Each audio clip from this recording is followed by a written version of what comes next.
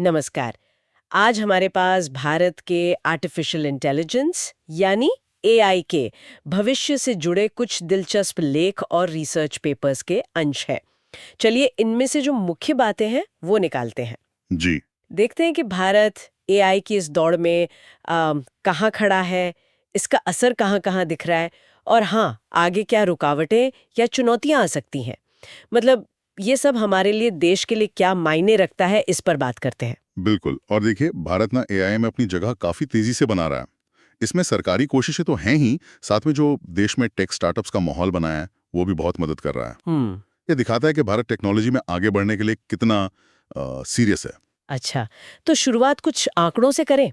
मैंने पढ़ा कि अनुमान है कि 2035 तक एआई भारत की अर्थव्यवस्था में करीब $1 ट्रिलियन यानी लगभग 83 लाख करोड़ रुपए जोड़ सकता है। जी हाँ, ये आंकड़ा बहुत बड़ा है। और ये भी कि 2027 तक ही इसका बाजार $17 अरब का हो सकता है। ये तो मतलब बहुत ही तेज ग्रोथ है। बिल्कुल। ये आंकड़े दिखाते हैं कि पोटेंशियल कितना ज्यादा है और सरकार इसको गंभीरता से ले रही है। ये सिर्फ बातें नहीं है। जैसे इंडिया एआई मिशन की बात करें, उसके लिए करीब 10,300 करोड़ रुपए का बजट रखा गया है। 10,000 करोड़, ये तो काफी बड़ा अमाउंट है। हाँ, और इसका मकसद है एआई के लिए जो जरूरी कंप्यूटिंग इंफ्रास्ट्रक्चर है, जैसे पावरफुल जीपीयू चिप्स, उन्हें देश में ही तैयार करना, हजारों की संख्या में। अच्छा, मतलब वो जो एआई को चलाने के लिए सुपर कंप्यूटर्स या चिप्स चाहिए, वो भारत खुद बनाना चाहता है। आत्मनिर्भर एआई। हाँ, काफी हद तक। साथ ही जो डिजिटल इंडिया प्रोग्राम है या नीति आयोग का एआई फॉर ऑल इनिशिएटिव है, ये सब मिलकर एआई को सिर्फ बड़े शहरों तक नहीं, बल्कि छोटे शहरों, टियर 2, टियर 3 शहरों तक ले जाने की कोशिश कर रहे हैं। वहाँ कैसे? लैब्स वगैरह बनाकर? जी, एआई लैब्स बनाना, लोगों को एआई स्किल्स सिखाना और जो नए एआई स्टार्टअप्स आ रहे हैं, उनको फंडिंग देना, ये सब शामिल है। और स्टार्टअप्स? आपने जिक्र किया तो मैंने पढ़ा कि भारत में 5,000 से ज्यादा एआई स्टार्टअप्स काम कर रहे हैं। हाँ, ये नंबर भी काफी तेजी से बढ़ रहा है और कुछ बहुत दिलचस्प काम कर रहे हैं। जैसे? जैसे एक है सर्वम एआई, हम्म। वो खास भारतीय भाषाओं के लिए एआई मॉडल बना रहे हैं। अरे वाह! मतलब एआई जो हिंदी, तमिल, बंगला ये सब समझ सके और बोल सके। बिल्कुल। सोचिए इसका कितना फायदा होगा। और एक है नाइसा, वो क्लाउड में जीपीयू पावर दे रहा है कंपनियों को एआई चलाने के लिए। इंफ्रास्ट्रक्चर वाली प्रॉब्लम का एक सोल्यूशन। सही। ठीक है। ये तो हुई तैयारी और इकोसिस्टम की बात। हम्म। पर आम लोगों की जिंदगी में, मतलब जमीन पर, ये एआई कहाँ दिख रहा है? कुछ उदाहरण है? हाँ हाँ, बिल्कुल। स्वास्थ्य सेवाओं को देखिए, हेल्थ केयर में हम्म। एआई वाले टूल्स आ गए हैं, जैसे QXR है, निरामाई है।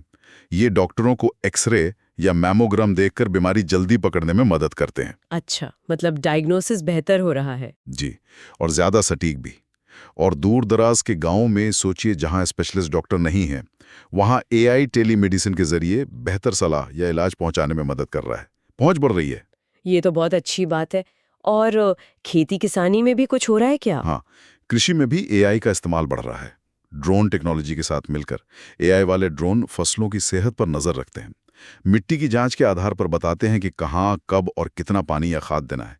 इसे प्रिसीजन फार्मिंग कहते हैं। इससे क्या फायदा होता है? फसल की पैदावार बढ़ती है और पानी, खाद वगैरह की बर्बादी कम होती है, मतलब लागत घटती है।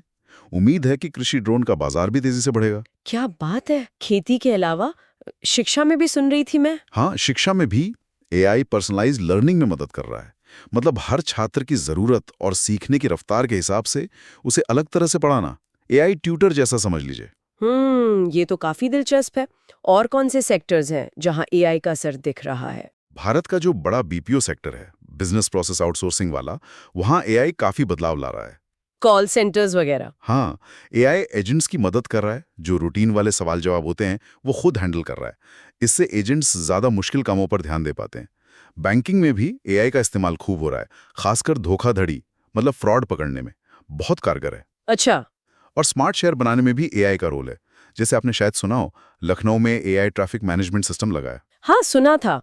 उससे ट्रैफिक जैम कम होता है क्या? जी, ट्रैफिक फ्लो बेहतर होता है, जिससे जैम कम लगता है और शायद थोड़ा प्रदूषण भी। सुनने में तो ये सब बहुत ही बढ़िया लग रहा है। ऐसा लगता है एआई से सब कुछ बदल जाएगा। लेकिन राह में मुश्किलें भी तो होंगी।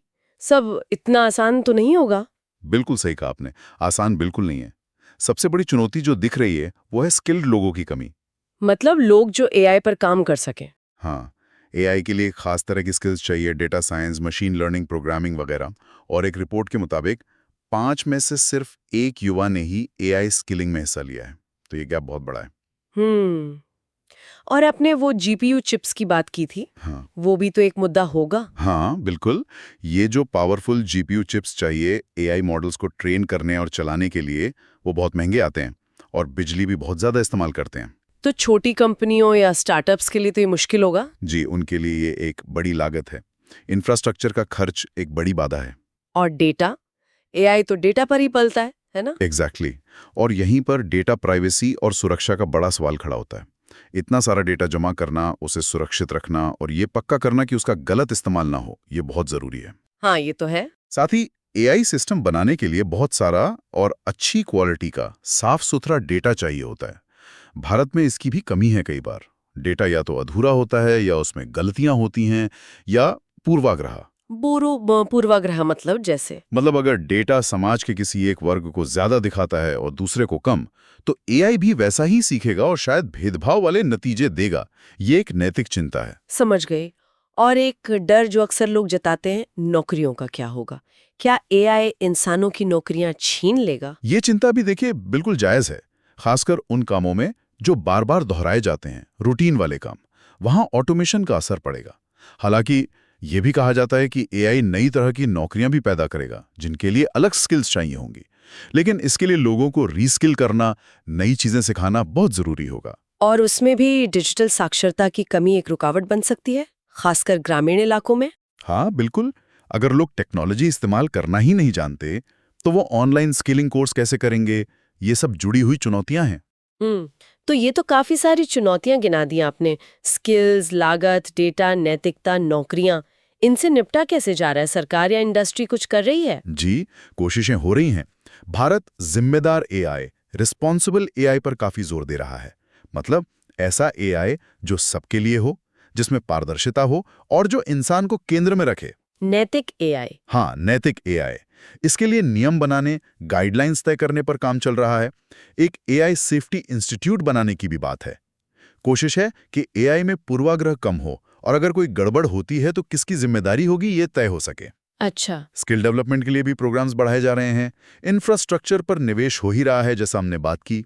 डेटा सुरक्षा कानूनों को भी मजबूत किया जा रहा है। तो अगर हम सार निकालें तो तस्वीर ये बनती है कि भारत एआई को लेकर बहुत उम्मीदें रखता है, सरकार का पूरा समर्थन है और कई सेक्टर्स में इसका असर दिखने भी लगा है। जी, लेकिन साथ ही स्किल गैप, इंफ्रास्ट्रक्चर की लागत, डेटा से जुड़े मुद्दे और नैतिक चुनौतियां जैसी गंभीर चुनौतियां भी हमारे सामने खड़ी हैं। बिल्कुल। भारत एआई के सफर में एक बहुत ही अहम, एक तरह से कहें तो चौराहे पर खड़ा है। ये देखना बहुत दिलचस्प होगा कि हम इनोवेशन, मतलब नई खोज की रफ्तार और जिम्मेदारी के बीच संतुलन कैसे बनाते हैं। और यहाँ शायद सोचने वाली बात यह है, या एक बड़ा सवाल ये उठता है कि भारत ये कैसे सुनिश्चित कर सकता है कि एआई का जो फायदा है वो समाज के हर वर्ग तक, हर कोने तक पहुंचे। कहीं ऐसा ना हो कि ये टेक्नोलॉजी अमीरों और गरीबों या शहरों और गांवों के बीच की जो खाई है उसे पाटने की बजाय और चौड़ा कर दे। ये एक बड़ा सवाल है जिस पर लगातार सोचने की जरूरत है।